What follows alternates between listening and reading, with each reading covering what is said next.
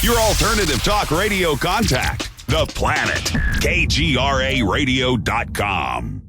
With infinite complacence, people went to and fro of the earth about their little affairs, serene in the assurance of their dominion over this small, spinning fragment of solar driftwood, which by chance or design, man has inherited out of the dark mystery of time and space.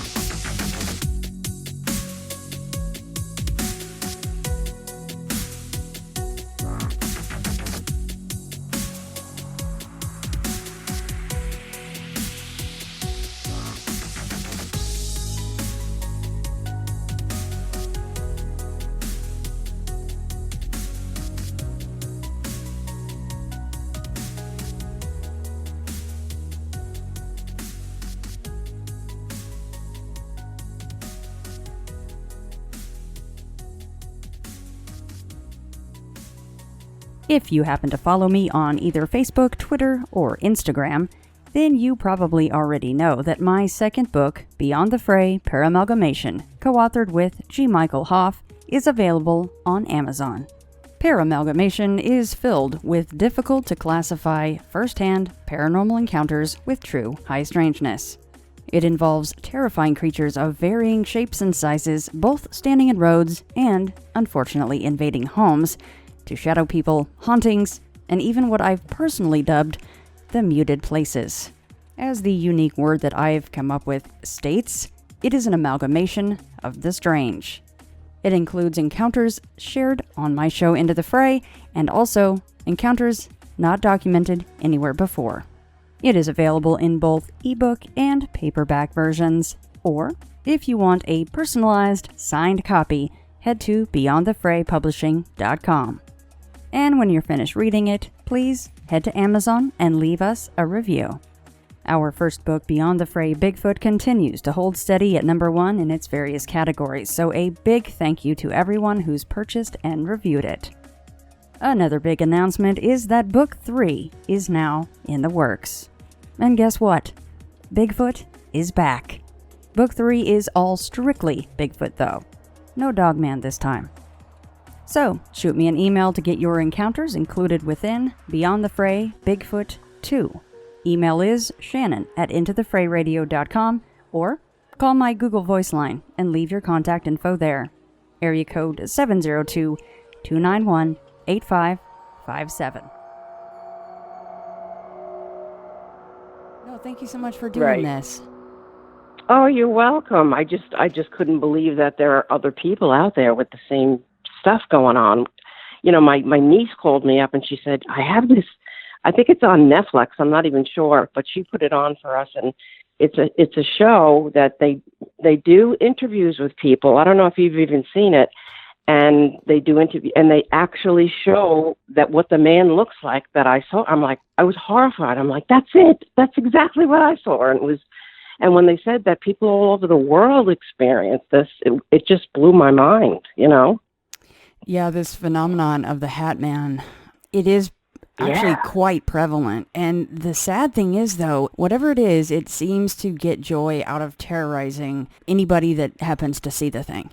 Yes, exactly. You're right. That's exactly it, because he never spoke to me, but it was just the horror of him looking at me, and I never saw his eyes or his face. You know, I didn't see any facial features at all, but I just saw the shape with his, with his hat. I could draw it for you. And like, he was very tall and big and just black, all black, it was just amazing. How terrifying for a young child. And yeah, let's start from the very, very beginning. And of course, thank you so much for writing into me. These are the kind of stories that I love to take the most, and that's things that are very personal to people. And a lot of times it's life-changing, either for the positive or the negative. And no, thank you so much for writing me. Oh, as I said, I just couldn't believe it. And then after that's how I got your number, because after I saw the movie, I started to Google it. And then when I Googled it, I found you. Yeah, I you even know. have a drawing that actually I'll have to dig it up for your episode. Probably won't be nice to see it, just like it wasn't nice to see the one on the Netflix doc, but I have a very good drawing of exactly what you described, and you can't see his face, you can't see his eyes. It's just like a black Right. void where something could be, but you're assuming, well, is his hat down that far, or does he even have a face? You know, it just makes you wonder, and Oh, either way is that's terrifying, exactly. I think. It is. It really is. But you know what it is? It was he would just emit like I knew I was in trouble. It was a problem. It was very strange. Very strange. Yeah, so let's jump in and if you would just, start from the very beginning, let people know, how old you were and, kind of what your daily life was like when you were, young, if you, however much you can remember. Right. Right. Okay.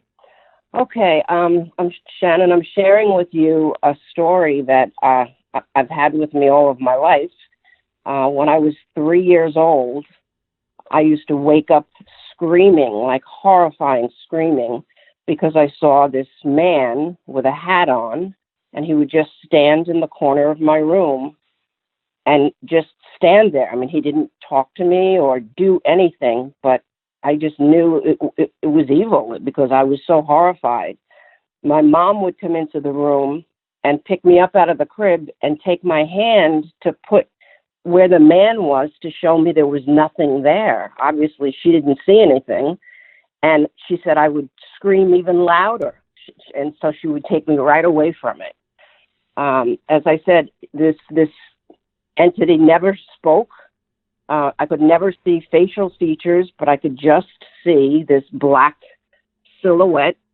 And he had a hat on, and he was big. He was bigger than my dad. I knew that. And he would come in. It was like an every night thing. As a matter of fact, I do remember also standing in my crib looking out my window. I had those old crank windows that you would crank open, and I could see him coming in. He would crawl in the window, and that's when I started screaming. And then he would just go to that corner and just stand there. Never did anything other than that. This went on for about a week.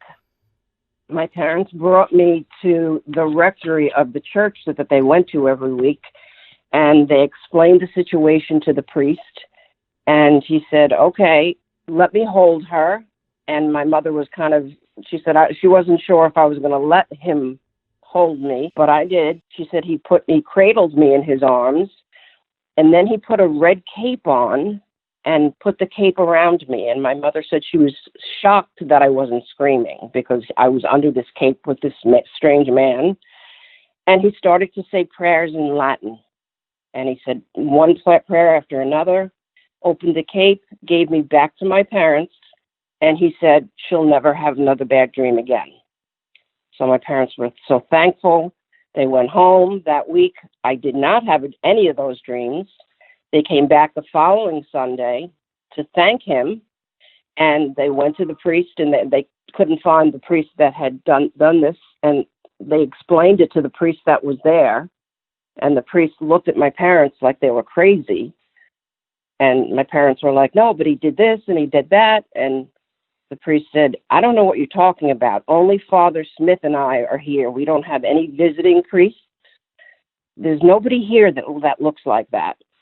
And they explained the cape and the prayers in Latin, and the priest just looked at my parents and said, I don't know. I've never heard of that. So they were all like beside themselves. I didn't know what happened, but after that, I never, ever, ever had a dream again. So, obviously it worked. I think back and I remember my parents sharing this with me as I was older, and they really believe it was my guardian angel, and that it was something that was an entity of some kind, because it came back night after night after night. And if I didn't have that, I don't know if it's an exorcism or what it was that priest did to me, but it's almost that he blessed me and put, a safety net around me. But it's a bizarre story, but as I said, it's totally true. And another strange thing is that when I was emailing you a couple of times back and forth, my emails to you disappeared. Right. And you had emailed me back, and I was waiting for a day or two, and I emailed you, and then you said, but I emailed you. So your email disappeared too, which was another very strange thing. But you had said that that's not unusual. No, it's like not at all. And I'm so glad that you kind of emailed back, just you swung back around and checked back in because, a lot of times someone will email me and go, oh, I'd love to come on the show. And I will email them back and not hear back. And that's okay because sometimes people change their mind and that's more than okay. So I'm so happy that you swung back by and said, oh, hey, just checking in to make sure you got my email. And I was like, yeah, I did actually email you. I'm very excited to talk to you.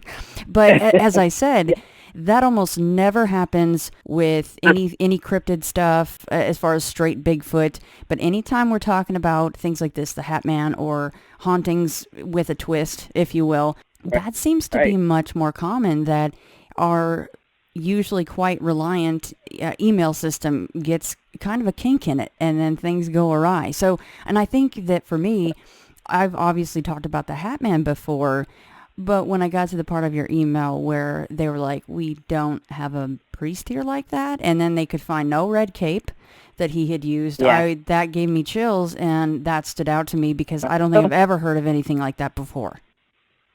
Right. It's a childhood story that I have with me, and whenever I tell anybody, a lot of people don't even believe me, and I said, why would I lie? Why would I make this up? This happened. I still get the chill. I have the chills right now just talking to you about it. It's just so eerie. Now, it really is. He called them dreams, but do you feel that you were dreaming or that you were awake and actually seeing that thing? No, I believe he said that because my parents didn't see him, so they thought I was dreaming. Gotcha. You know what I'm saying? So yeah. As I said, mother she always tried to take my hand to just try to show me there was nothing there, but I would scream even worse, like, no. And that was because he was still there in the room, even though your mother was standing right there? Yes. Wow. Yes. That's what I remember. She just remember. I remember her telling me if I would try to show you there was nothing there and take your hand. She said, but you would just lose it. Like she goes, I don't know why. She said you had to be dreaming. So they assumed all of that screaming every night was from me having nightmares, but it wasn't a nightmare. It's because I saw that man, that Hatman. I saw him, and I still vividly remember. I could draw you a picture right now. And as I said, when I was on my niece said that there was this show, and she showed me the show, and she said, and Steph, this happens all over the world. And I said, no. She's like, wait, you got to see this. And when I saw it, and I saw the picture, I was like, that's it. That's exactly what I saw. So that's not something that you could remember from childhood. It happened.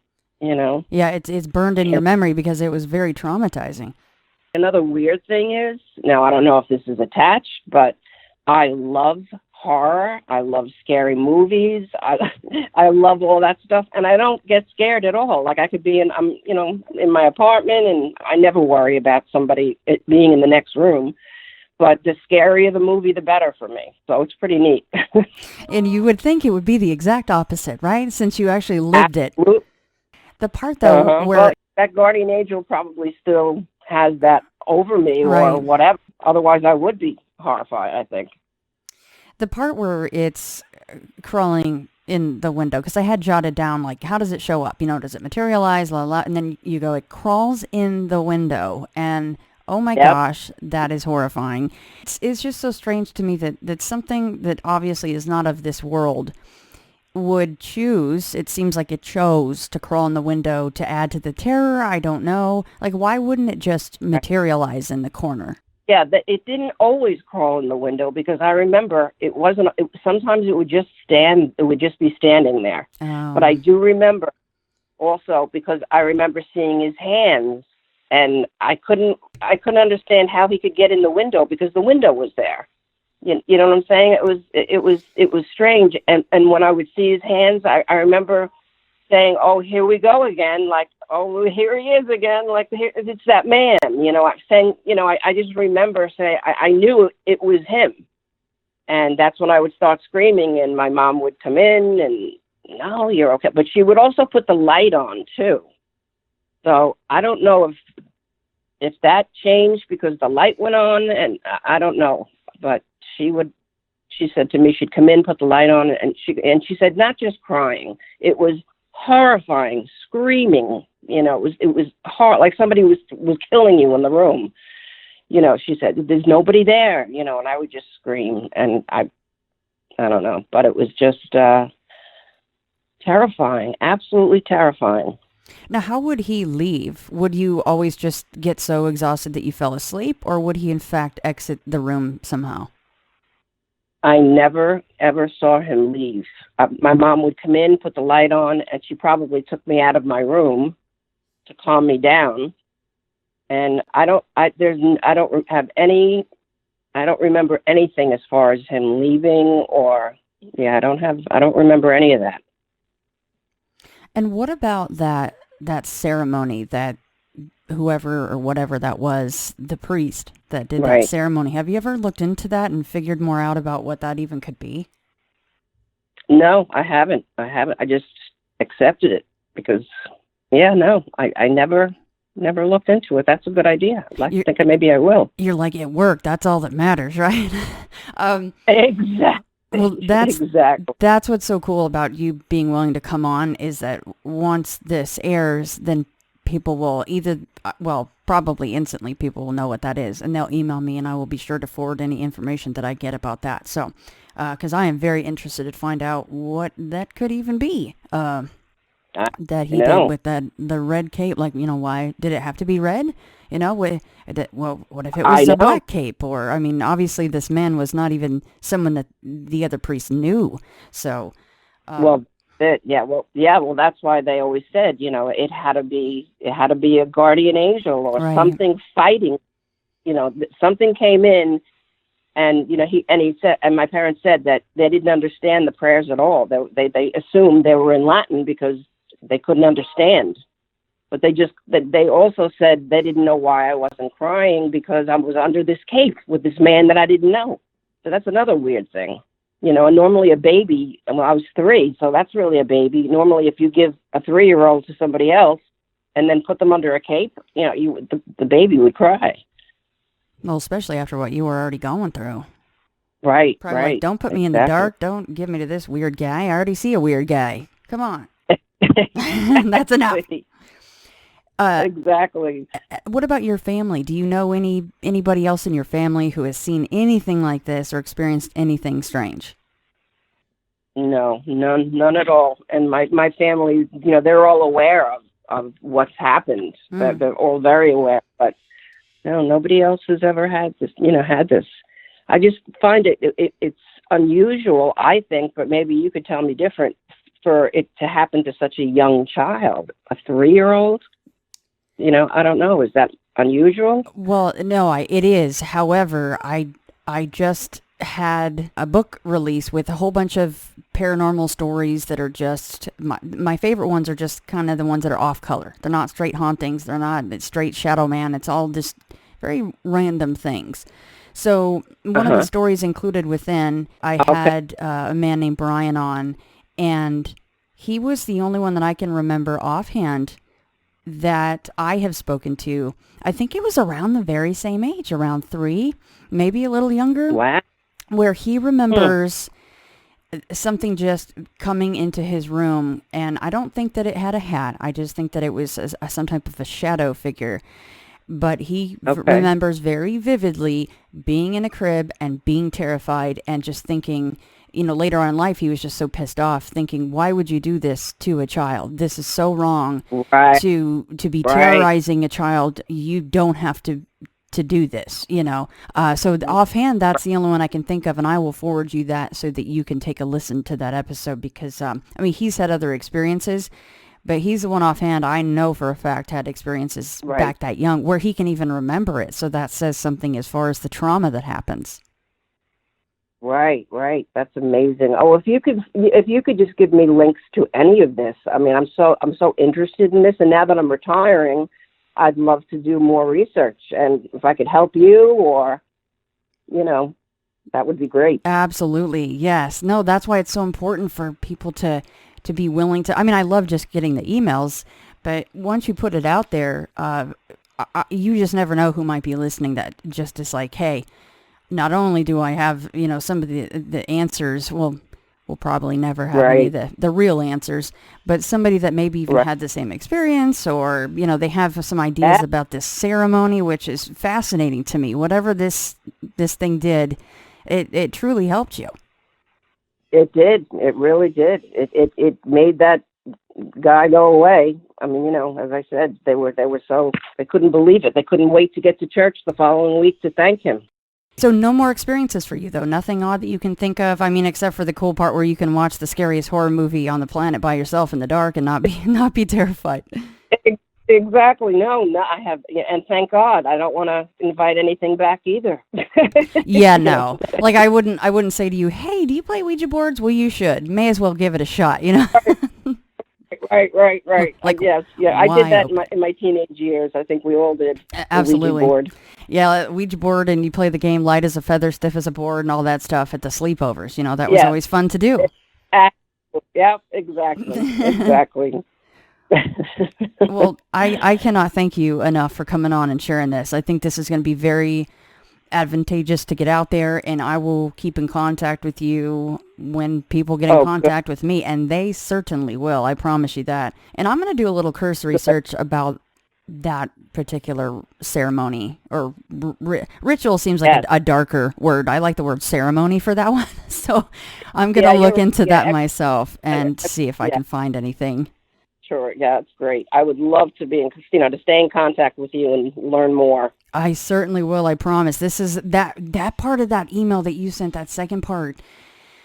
You just went, are you kidding me? The guy was gone. That's so amazing. Then you're like, well, that wasn't a guy, was it? Right. Exactly. I know. It really is. It's an amazing story. It's just, when I tell people, their jaws drop, like, what? Yeah. What? That is so cool. I mean, it's not great what you were going through. That's terrifying, but what a happy ending. I mean, you don't get that all the time. Yeah. That's true. You're right. It is a happy ending. Well, that's true. Steph, thank you so much for being willing to come on and chat with me about this. I really appreciate it. Oh, you're welcome. So here is Brian talking about the terrifying experience he had when he was a child. Probably my first memory of something strange and scary was I was in a crib, and it was in the first house I can remember us living in, and I couldn't have been, I don't know if I was even 2 years old. I couldn't have been much more than 1 year old, because I remember looking through the bars of the crib. And I remember whenever that I felt safe with my mom, I felt safe in the house. I remember her putting me in the crib, and she would leave the door open. And as soon as and I felt fine. And as soon as she walked out of the room, I saw a shadow come out of the closet. And it came out of the closet, and it covered the doorway where the light would come in, and almost completely blot out the light. So the door was open, and the hallway had light in it, but the shadow would come and it would block out the light in the doorway. Mm. And then it would come over to the crib and growl. So it would be like this deep growling, and to a little teeny tiny baby, that's horrifying. So I was horrified and doing what babies do. And so mom would come rushing back in, and then she'd bring me into their bed, and dad said, no, you can't sleep in our bed. So go back to the crib where the horrifying monster was. Right. Yeah.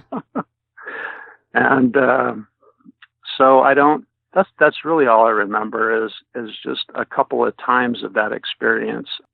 That's pretty much all I can say about that. as kind of a first frame of reference. I want to thank Steph very much for not only writing me, but being willing to come on the show. If you have any experiences similar to these, or if you have any idea about that ceremony we talked about, get in touch. Shannon at intothefrayradio.com. Well, I'm so-and-so. I was given this name by my parents. I've been to such and such a college. I've done these things in my profession. I produce a little biography. Buddha says, forget it. That's not true. That's some story. That's all gone. That's all past. I want to see the real you are now. Well, nobody knows who that is. Because we don't know ourselves except through listening to our echoes and consulting our memories. But then there's a real you, and that again leads us back to this question. Who are you?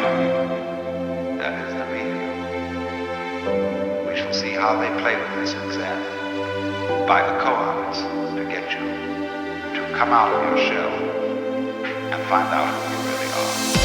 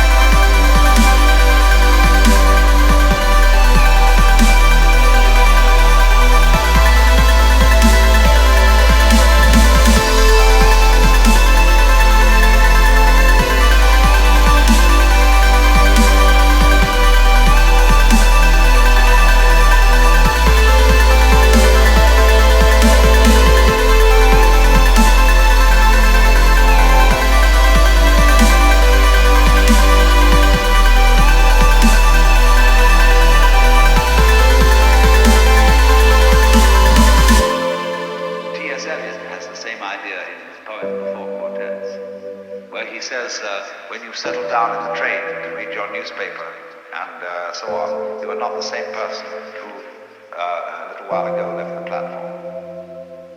If you think you are linking your moments up in a chain. And this is what binds you to the wheel of birth and death.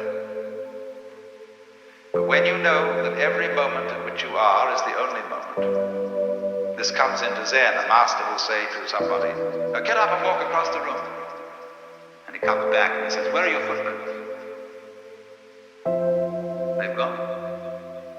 So where are you? Who are you?